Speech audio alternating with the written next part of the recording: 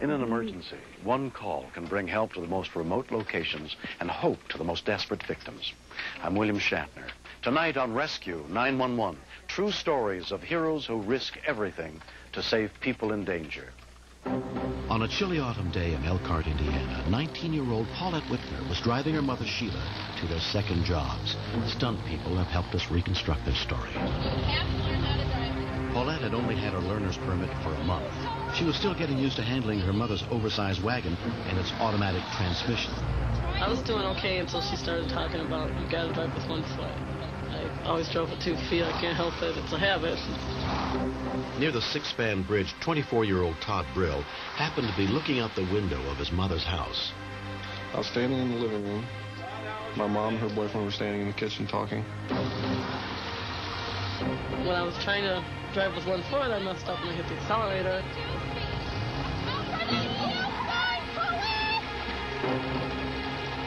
When I hit the yield sign, I panicked.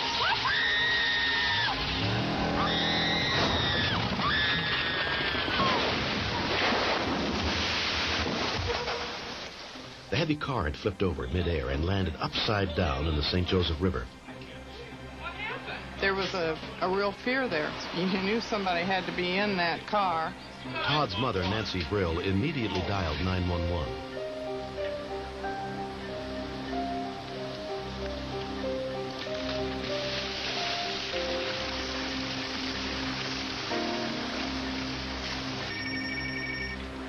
Police, fire, and ambulance. The call came in at 4:36 p.m. The car's going into the river.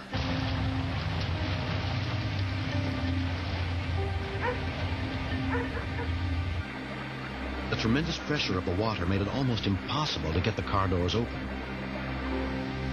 He was down under there a long time. I remember Nancy looking to me very scared.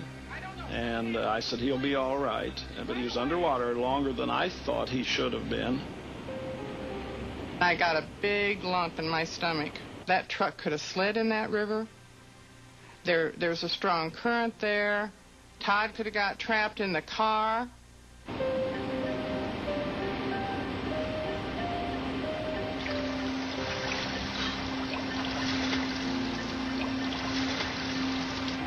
From up on the bridge, Nancy DeWitt had seen the car go over the side. At the time, I thought he had just come out of the truck. I didn't know he had come out of the house. It was very cold. The water was cold. The air was cold.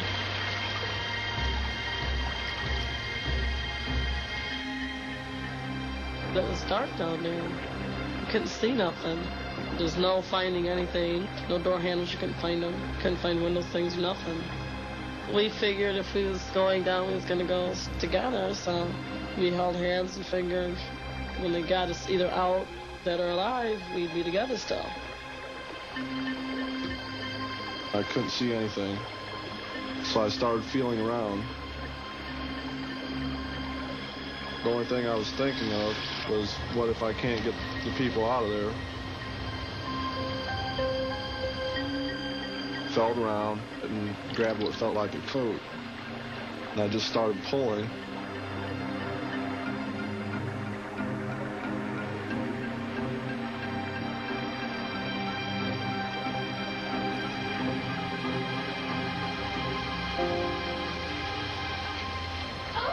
Todd finally managed to pull Paulette free and drag her toward the safety of the shore. On the way, I asked her if there's anybody else in the truck. I was yelling at her to come to me to get her out of the water. She kept running to stay in the water. She was screaming, "My mother, my mother."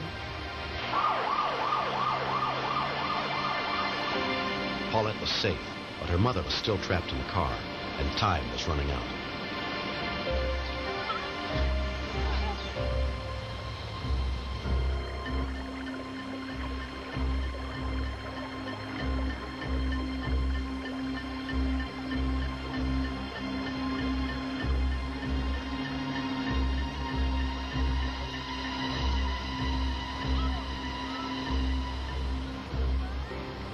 Todd finally pulled her out, and I thought she was dead.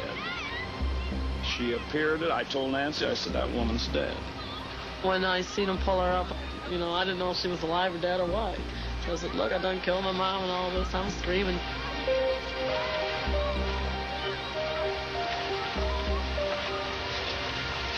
Her body, just when it went, you know, onto the seawall when they laid it down, was just completely dead weight. And I thought, she's gone.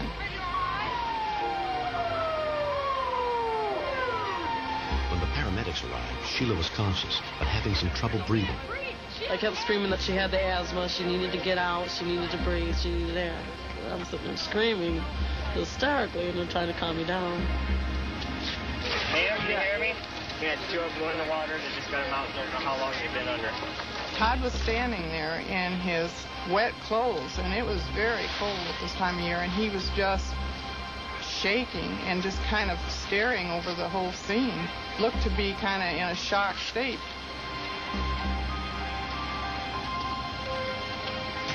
Half an hour after the car went into the river, both mother and daughter were taken to a nearby hospital where they were treated and released.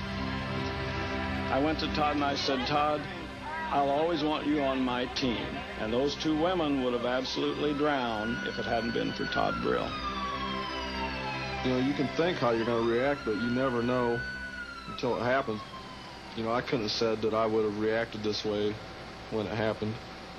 I'm just glad she didn't tell me there was a Boy Scout troop in there or something. Yeah, he's a hero to me. He didn't have to jump in that water twice and pull us out. He didn't save two, he saved three. Because we found out that night that she was pregnant. And she had a little boy. That's right. Paulette's baby son was born 7 months after the accident. It's not every person that's going to just jump in the water twice when it's cold outside to go after people he doesn't even know. I said, a lot of times you read in the paper where somebody got killed and there's 400 people standing there watching it and nobody wants to step in, but he stepped in. He took that risk. He had called him right after I found out I was pregnant and asked him if it was a boy, could I name him after him? And he was pretty well honored. So the 7 months later, on Mother's Day, in fact, I had a little boy. Named it Todd Allen right after him. Todd Brill was given a Carnegie Medal for risking his life to save the lives of strangers in the St. Joseph River.